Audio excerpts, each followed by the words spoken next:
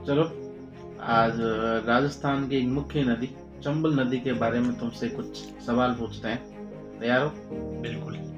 पहला सवाल, चंबल नदी के उपनाम कौन कौन से?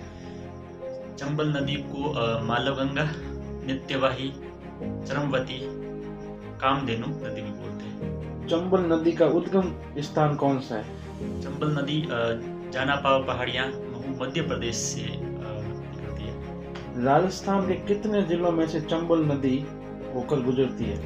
राजस्थान के 6 जिले अच्छा, राजस्थान में ये कौन से जिले से प्रवेश करती है?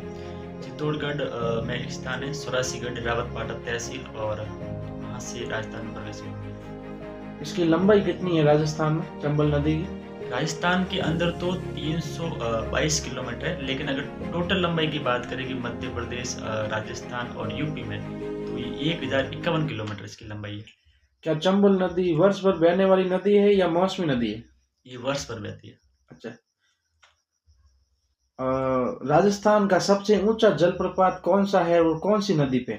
ये चंबल नदी पर सूलिया जलप्रपात है, जो कि 18 मीटर ऊपर है। अच्छा, चंबल नदी के किनारे कौन से शहर बसे हुए हैं? चंबल नदी के किनारे कोटा, रावतभाटा और केसारायपाटन। अच्छा, चंबल नदी के किनारे कौन कौन से दुर्ग है?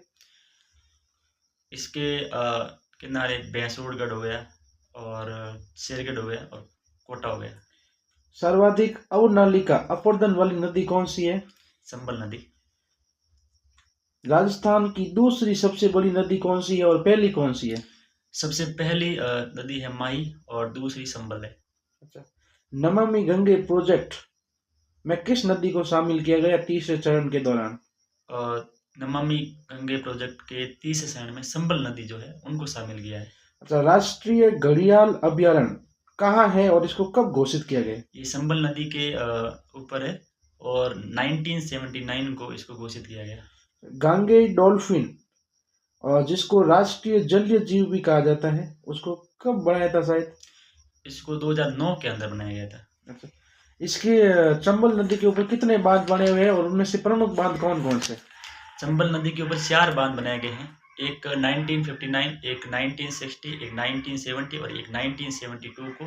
जो 1969 में बनाया गया था वो गांधी सागर था, और 1960 के अंदर कोटा बैराज, 1970 को राणा प्रताप सागर, और 1972 को जवाहर सागर। ओके, इसका मतलब जितने भी राजस्थान चंबल के सवाल पूछे उसके आंसर तूने सही दिए। बिल्कुल।